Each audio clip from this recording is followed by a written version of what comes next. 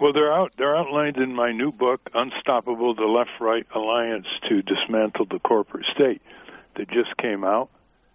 And it is a short book, but it's a very important book in lifting morale of people to realize that the divide and rule tactics of the power structure focus everything on where left and right disagree and not on where they agree. Now, they disagree on matters such as reproductive rights and school prayer and gun control and a number of other areas like balanced budget, but they agree, left-right, on very important fundamental matters, starting with an opposition to the U.S. global empire, wars of aggression, bloated military budget.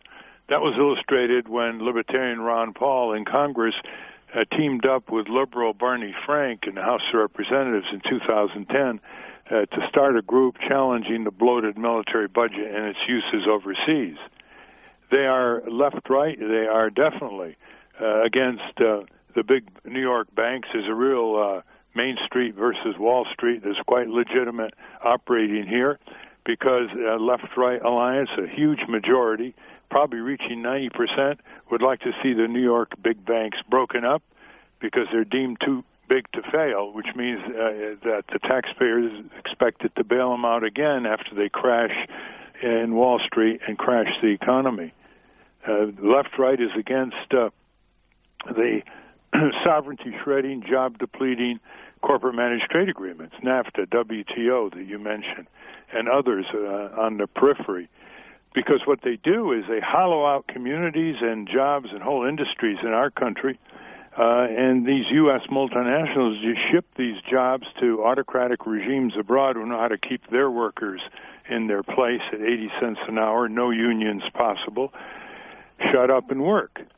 They're also against the Patriot Act's restrictions on freedom and civil liberties. They're against the NSA dragnet snooping. So you've got a majority there. Now, when you look at a left-right majority, Gary, it's at various stages on various issues. At some stages, it's just public opinion. It's just overwhelming public opinion, left-right, but the politicians aren't getting the word because they're in hock to the campaign cash paymasters. Sometimes the left-right starts going operational. For example, now it's going operational, believe it or not, in the area of restoring the minimum wage, so 30 million workers start getting paid at least what workers got paid in 1968, adjusted for inflation. That would take the federal minimum wage to just under $11 an hour. It's now $7.25. And that comes in, support for that restoration of the minimum wage comes in at 70 to 80% in the polls, including just recently Mitt Romney, Rick Santorum, and former Republican governor of Minnesota, Pawlenty, just for starters. Sometimes it goes all the way from public opinion to media recognition to victory, this left-right alliance. For instance, we saw the left-right alliance last year in ramming through a federal whistleblower protection law to allow federal employees to blow the whistle on corporate fraud on the U.S. taxpayer, Medicare fraud and fraud on military contracts that have been in the news in the Wall Street Journal again and again. That would never have happened without left-right pressure on Republicans and Democrats in the U.S. Congress standing up for once against the powerful corporate lobbies who in this case lost. So we see in this book a lot of examples in the past, not as many as we'd like, where left-right alliances have been unstoppable, which is why I call my book Unstoppable. When senators and representatives are told by their staff, as they were on the possible plunge into the Syrian civil war by the U.S., the emails and the calls to senators and representatives from you all came in 60 to 100 to 1. And when the senators and representatives asked their staff, where are all these messages coming from, the left or the right? And the staff would say, Senator, I believe they're coming from both left and right. And the senator pales because the senator knows it's over. It's unstoppable. And so if we want to get things done in this country, and don't we all, if we want to break this gridlock, this paralysis that serves the interests of the corporatists and the ruling powers, it isn't paralysis for getting tax breaks for big corporations. It isn't paralysis for getting corporate welfare and crony capitalism. It's just paralysis and gridlock that keeps government in the pockets of big business so it doesn't serve the people and represent the people. If we want to get something done, we have to start these conversations back home with people in your community. Some may call themselves Republicans, other Democrats, never mind red state, blue state, never mind left, right. Just look at each other and say, oh, yeah, we disagree on these issues. You know, we know what issues we disagree on, A, B, C, D, E, but we agree on W, X, Y, Z. And those are really the important issues. And already, left-right has gone operational for juvenile justice reform, the very idea of teenagers being put away in prison for 30 years for having a little marijuana or some other street drug, possession of, that is being attacked by Newt Gingrich and Grover Norquist, who started a group called Right on Crime. Why fill the jails and spend tens of billions of taxpayer money and produce hardened, bittered people for nonviolent crimes when we can have a much better way of rehabilitation and save the taxpayer dollar? That's why 15 state legislatures and counting are passing juvenile justice reform, only because of left-right alliance. Back to your living room, back to your public auditorium. Get the people together. Just admit that you disagree on A, B, C, D. Put it aside and say, this is where we agree for the future of our country, for our children, for our posterity, for our grandchildren. Let's get together. Let's make our unity and alliance left-right visible. We'll get press. They'll start getting on the table of candidates running for election, challengers and incumbents, and we're off to the races. The power is in the people is evidenced most prominently by a realignment called left-right alliance. Now, I don't see, Gary, any other realignment in the next 12 years other than a left-right alliance. And it goes right down to local communities, local farmer to consumer marketplaces. When you go to farmers markets, when you see local sustainable energy being developed in your community, when you see people walking into community banks and credit unions instead of patronizing the Bank of America or Citigroup or other banks too big to fail, you don't see people saying, I'm a liberal, I'm a Democrat, or I'm a conservative.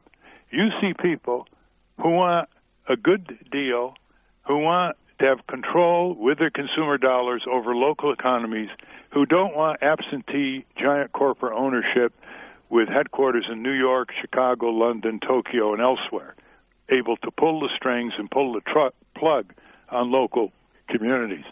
So that's what this book is all about. We've just had a nice session with the Cato Libertarian Institute in Washington. The place was packed. You'll see it on C-SPAN. It's to be announced sometime in the next 2-3 weeks. We're getting response from all over the country, basically saying it's about time we surfaced what is in the minds of tens of millions of people, which is an agreement on many of the redirections that we must achieve in our country, if indeed we're going to have our head high and pass our country to our descendants with a measure of pride. I had a talk with Ed Crane, who founded the Libertarian Cato Institute, and it's in the book. And he says, Ralph, I oppose all corporate subsidies, unconstitutional wars, the freedom-restricting Patriot Act, and the Federal Reserve running amok. And I said, you know, Ed, that's a pretty good start right there for convergence. You have retired Supreme Court Justice O'Connor. She is leading the way in opening access to justice, access to lawyers in the courts on behalf of poor people who are being ripped off in the marketplace. Very eloquent there. She is a conservative.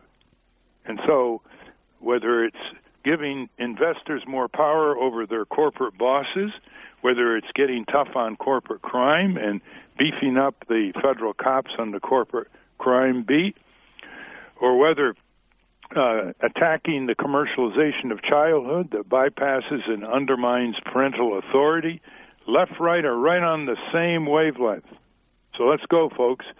If you want to get an autographed copy of this book, Unstoppable, the Left-Right Alliance to Dismantle the Corporate State, I'll autograph it.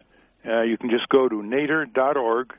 But it's in the bookstores. It's on the online firms. You can get it any time at a variety of prices. So make it a discussion in your living room, in your school auditoriums, anywhere, in your service clubs. You'll see the power surging from the local, heading right to Washington, D.C., or your state capital. Well, Ralph, as always, you're ahead of the curve on this because it's time. After all, you were there at the beginning. You have had a platform on consumer rights, humanitarian issues, civil rights efforts, environmental sanity, and democratic government. And now a lot of other people see that on their own they can't do it. Coming together, forming coalitions, can do it. Right. And the book is Unstoppable, the Emerging Left-Right Alliance to Dismantle the Corporate State. The website is Nader, nader.org. Ralph, thank you very much for this contribution and for giving us your insights. Thank you. I just want to say one more thing, Gary. A new book has come out called The GMO Deception. It just came out last week. It's by Shelley Krimsky and others. It's a collection of very critical essays by scientists and other people well informed on the Monsanto genetic engineering of our foods. And I urge you to read this and use it in the discussions.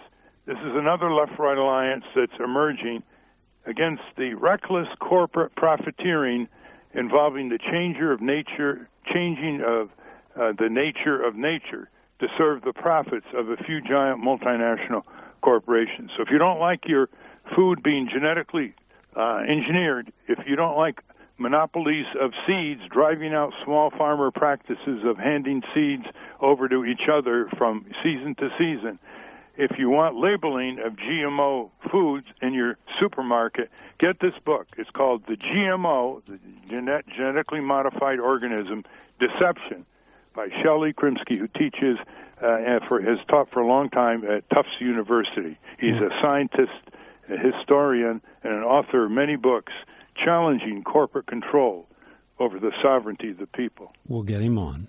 Thanks a lot, Ralph. We look forward to our next conversation with you.